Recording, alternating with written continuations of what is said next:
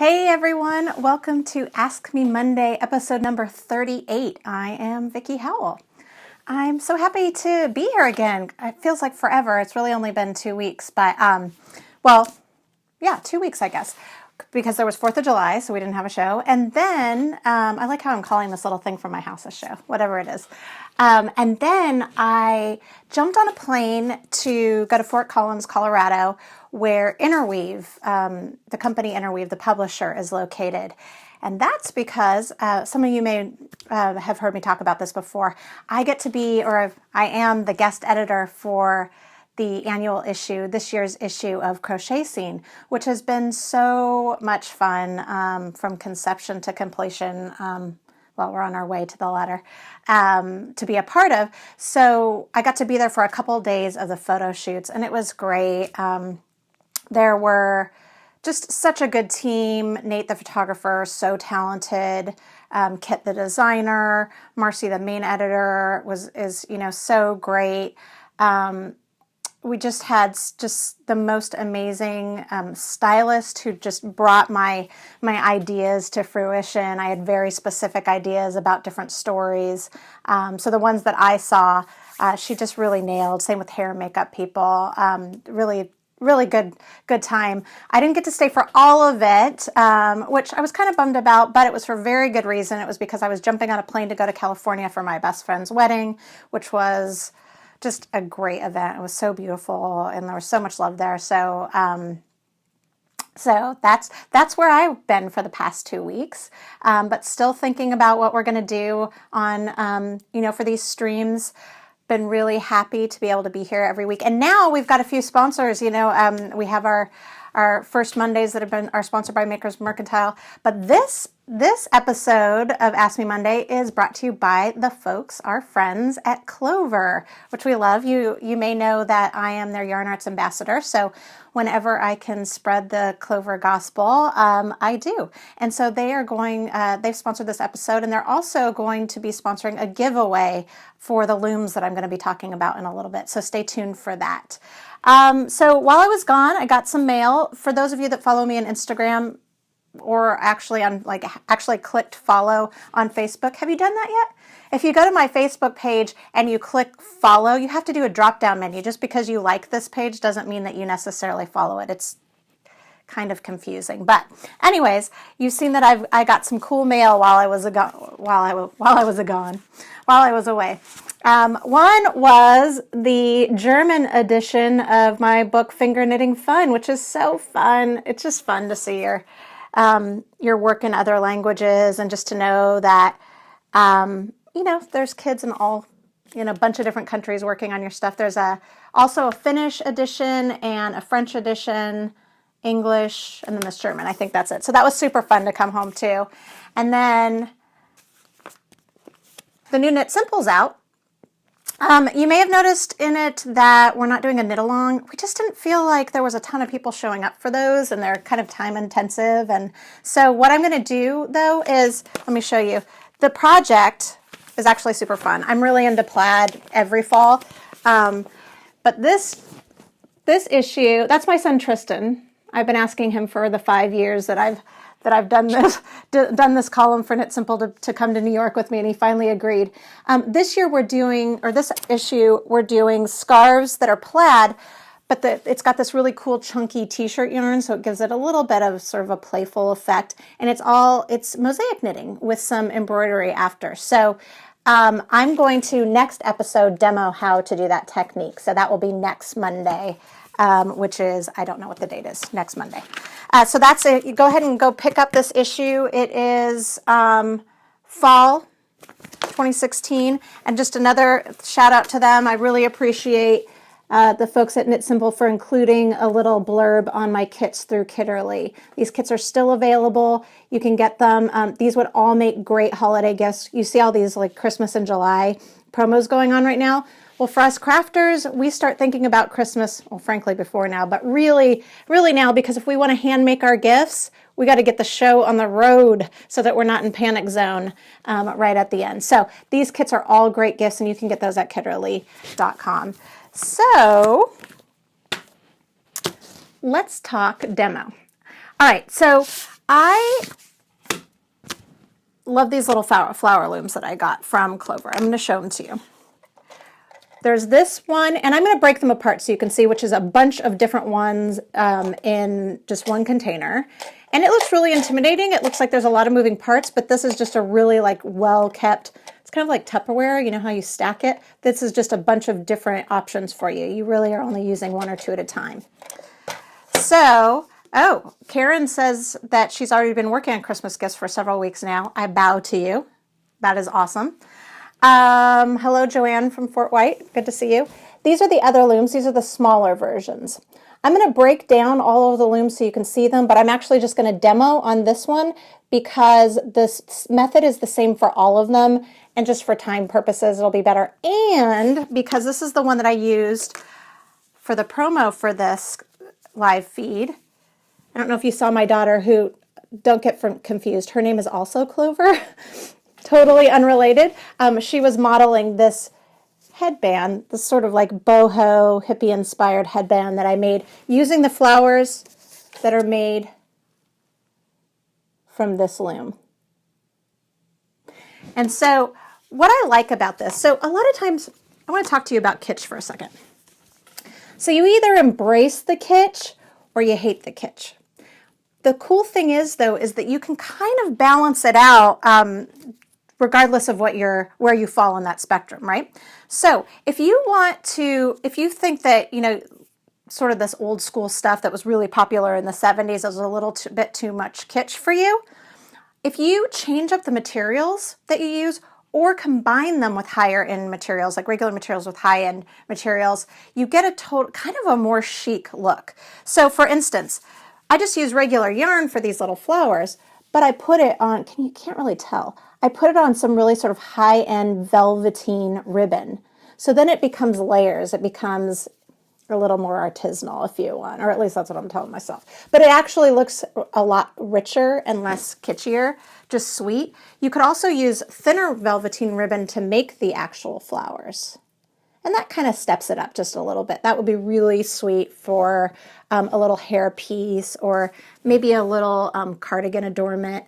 You can also use something cool like raffia, and this could be really interesting. I would love to see this on like a tote bag, like especially a rope tote bag or something that you would take to the beach. It would be really cool.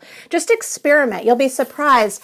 You can sort of get a lot of these tools like pom-pom makers or looms like this can be put in that sort of like kitschy crafty realm, which I actually love that realm, but not everybody does. But it's really about the materials that you use for the look that you're going to get. Oh, Kathy, thank you for the compliment on my ring. My husband bought that for me for an early 10-year anniversary because my emerald, total side note, bear with me, my engagement ring had an emerald as the center stone, and when I was traveling to TNNA in Washington, I looked down at my finger and the emerald was gone. Just the setting was so sad. So our 10-year wedding anniversary is next year, and so he got me my anniversary band early. So yay for spoiling husbands. Okay, how about we see how these looms work? So the first thing that I'm going to do is I'm going to show you how the little one works. And again, that's to make a little flower, like the ones on the headband. I want to show you before I start, though, this set comes with these. And I'm going to tell you how you can win a set of these and these. Get both of these. I think we have enough to give 2 or 3 people. I have to check in with them. But you'll get a set of these.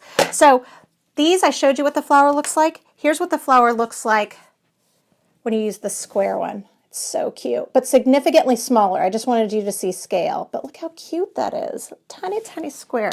I think this would be adorable piece together for a little coaster. And then I also want to show you, it's easier for me to show you this now before I flip the camera over to demo. And I'll talk a little bit more about this once I flipped it over.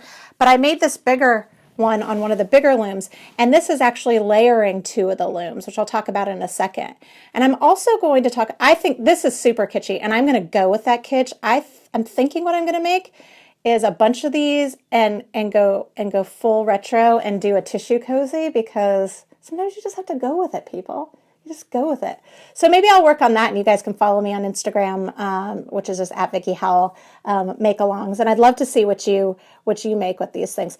And I'm also going to be talking a little bit about how you would connect the flowers to make anything. You could make a blanket, or you could make a poncho, or you could make a scarf, or whatever it is that you want to do. Because there is something that you need to do to actually make the shape more defined as well. So we'll talk about that in a second. All right, I think that's all I need to talk about before we actually show how to work it. I'm not going to use the white that I did for the daisies for the headband, because I just think it won't show up as well on camera. So bear with me, and I'm going to flip the camera around. This is when you get to see like way too close. Okay. Now, I can't wait until this whole process has been streamlined so this is clean and you don't have to see the hot mess that's around the area. And I would love it if I could use 2 cameras for this so that I could just switch back and forth, but you know. We're new at this, we're new. Okay, so, can you guys see this all right? I'm gonna get a little bit more light over here. All right, so I'm going to use this blue color just because I think it'll show up a little better. All right, so and this is how you use all of these looms regardless of what size. It's the same basic principle. Let me try pushing up this a little more. All right, so you'll see on the edge, I don't know if you can see that closely, but there are these little slits. You can kind of see. And what you want to do is you want to start leaving, you know, like about 4 inches, just a tail that you can weave in later. It doesn't really matter. Just make sure that it's long enough to weave in. And you just want to kind of stick it in one of the slots. And that's just to hold it secure. Then you're going to go to the opposite side. I'm just going to go ahead and use this one. And you're going to wrap it clockwise around there. Now, every time you wrap around the peg, you'll always wrap clockwise. Then I'm going to rotate it and go to the opposite one. Now in the instructions it has this numbered, and it will show you like 1 by 1 by 1 if you really feel like it's unclear. But really it's just the opposite one that you've just worked. And you're going to move to the right each one. I'll show you what I mean. So I'm going to wrap clockwise just like I did before. Then I'm going to rotate it. Well, the next one to the right would be this one, right? Then I'm going to rotate it. The next one to the right would be this one. Wrap clockwise, rotate. Wrap clockwise, rotate. And you just do that until all of the pegs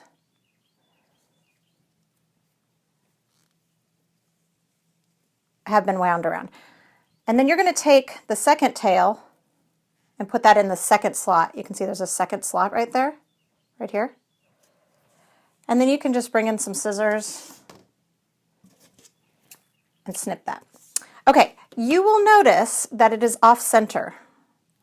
The instructions tell me this is perfectly normal, so I'm buying it and I'm going to believe it. From here, we're going to make our center, and we're doing that by stitching. So the looms, this is the mini loom, and the mini loom comes with a needle like this. And what you want to do is you want to kind of make it a little bit more center. So you just kind of come in and push it with your needle. And pull through, leaving a tail. Okay, it doesn't actually matter. Don't worry, don't fret where you come up. You just want to kind of pull it so it's a little bit more towards the center. Okay, now what we're going to do is we're going to do a series of stitches that are in between, one stitch in between each petal. A petal is this little loop-de-loop right there, right? So I'm going to come down in this one. I just am arbitrarily pulling down. Dulce's asking if I have birds. I do not. Are you hearing the birds outside? I'm wearing a mic. I wonder if you can hear more. We have loads of trees. I live on an acre in Austin, in Texas, and so there's birds everywhere. Okay, so I've come down in that one. I'm going to come back up through my center, and it doesn't have to be exactly in the same place, because what we're doing 2 things at the same time. We are creating a center petal, but we're also securing all of these loops together, right? So I've come down on this one, now I need to go to the next one. Oh, how funny, Rose, you can hear them chirping. They are nowhere near me. Maybe I should not be using, I'm wearing an extra mic today, maybe it's too much sound. Okay, and we're gonna just continue this all the way around. And you know, you've got a bunch of tails hanging in the underneath that can kind of get in the way. Just, you know, they're everywhere. Just, you know, go with it. Just try not to get tangled up in them, but you're going to be weaving them in later anyway, so it doesn't really matter. Come up. Now all I can hear is birds now that you guys have said that. Although the fact that my dog isn't barking in the background is kind of a miracle from above, so I'll take what I can get. Okay, so I'm going all the way around. And you can see that first little loop is a little janky, but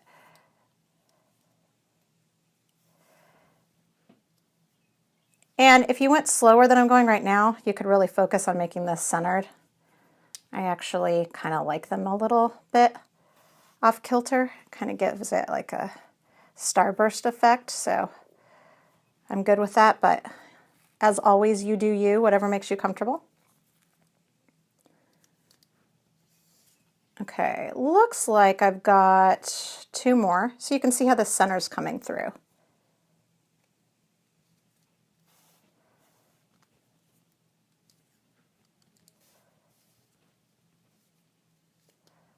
So these little flowers would be so cute on a little girl's dress or on a pillow. They'd make really nice, like these little tiny ones would be really sweet on note cards or on gift cards. They'd be really sweet for like a tea party place setting for name tags, or even just on napkin rings. You can bring kind of a little bit of that like summer wilderness inside with this. Okay, so you see that I've finished, and that's what it'll look like. I'm gonna go ahead and, did I do what I said not to do? Probably. Okay, I accidentally grabbed my tail. See how it's now a loop? No big deal, because all I'm going to do is snip it.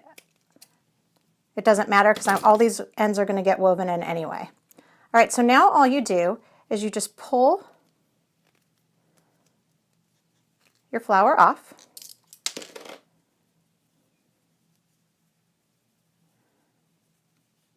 And you have this sweet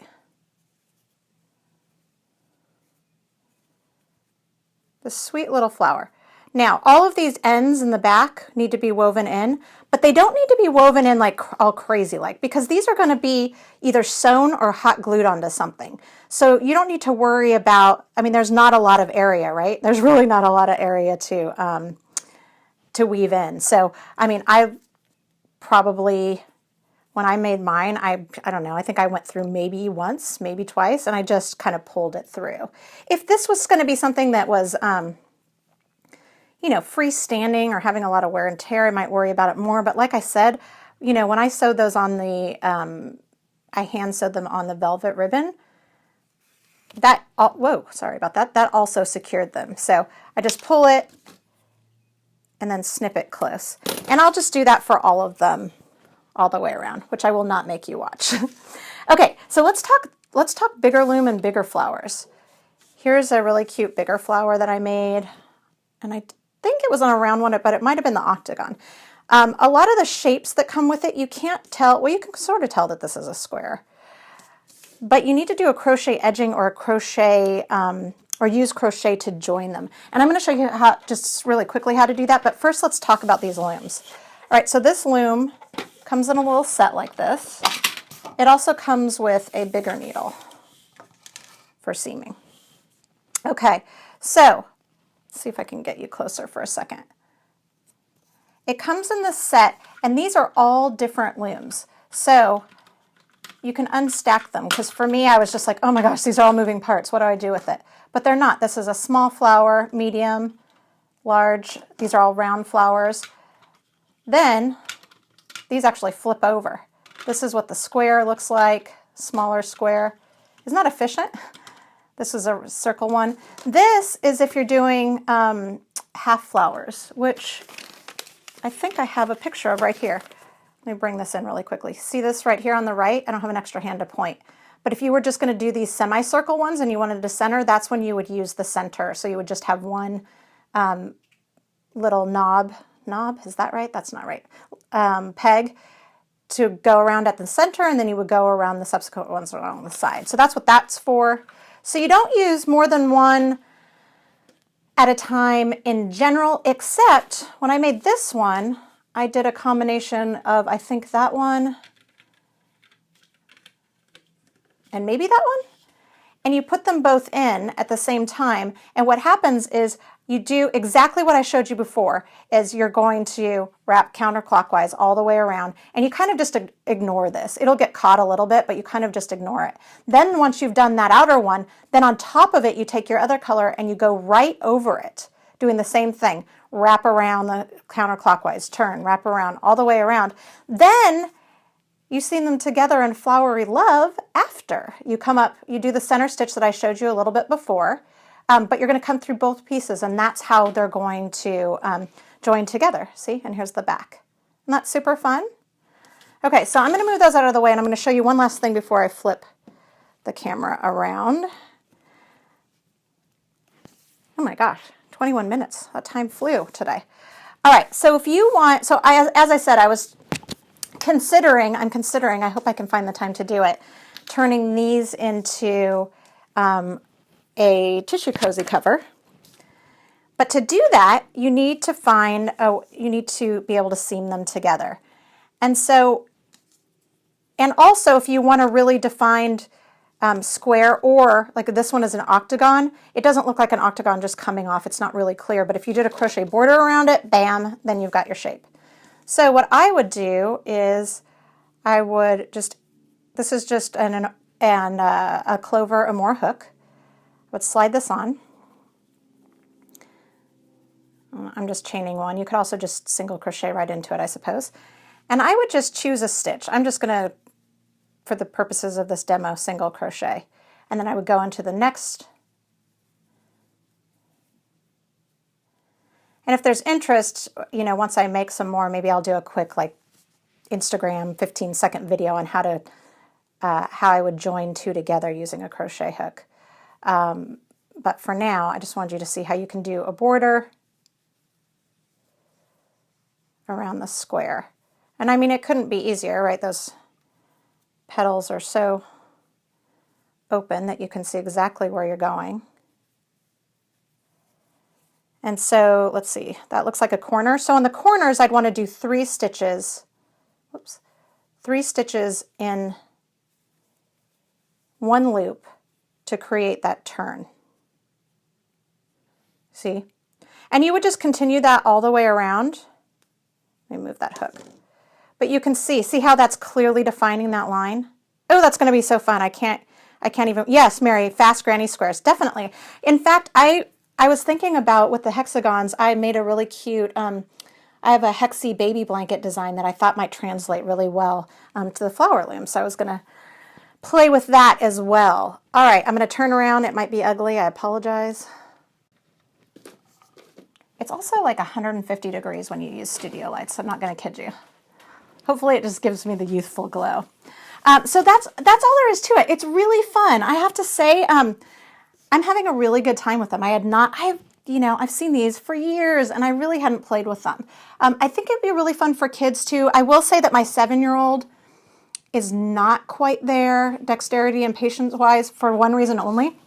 When you're wrapping around, sometimes the loops, you have to sort of have the dexterity to hold it down and wrap at the same time so the other loops don't slide off. So if your child is patient, 6, 7 would be great. But I'm thinking 8 and above, this would be really fun, a really great way. I love to encourage kids to turn their wardrobes into their own, so they can make little pins or they can make little hair adornments, or even, if they have the same shirt that all of their girlfriends have, they can make it a little bit different by adding a little embellishment flair. So that is that. All right, to wrap up today, I wanted to go over a couple things. The well, first and foremost, let's talk giveaway. Clover has been kind enough to give us, I'm going to say 3. I don't know how many, but I'm going to say 3. So hopefully 3 it is. 3 sets of both the bigger loom and the set that comes with the little looms. So all you need to do to enter is post on this video thread what you would make or what you would use flowers for, loom flowers for. Because really what I want is I want ideas. I want to hear ideas. I want to hear anything, what you think you would do with them. So just type what you think you'd do with them. I will announce the winners next week on next Monday's feed, which, I have a calendar in front of me. I could even tell you when that is. Next Monday is the 25th. So you can enter up to July 25th. And I will announce the 3 winners there, and then the Clover peeps will contact you about getting them to them. So please go ahead and do that. And if you know anybody that you think would like these, please forward this video, share it. I would appreciate you doing that anyway, to be honest with you, because it takes a village, seriously, to make these things do well. So I appreciate it a lot. Okay. Oh, also, this, as I mentioned at the top of the show, this is episode 38. Which means there's 37 more of these puppies. If you're interested in watching any of them, if you want to binge watch live feeds, maybe that's a thing now.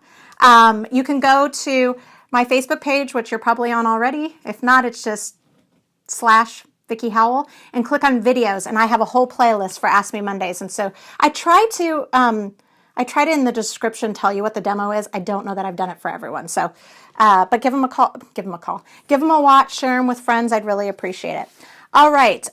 Tomorrow is the next episode of my podcast, Craftish, and it will be featuring my dear friend, Kathy Fillion. She is one of the Mod Podge spokespeople. She was the co-host of Creative Juice on DIY Network back when I used to host Nitty Gritty.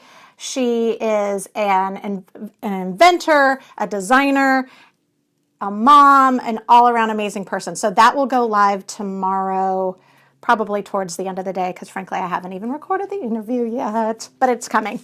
I think that's all. I think that's all I've got today. So thank you so much for joining. Please type your names in, post a comment with what you would do, how you would make these flowers, or what you would do with them.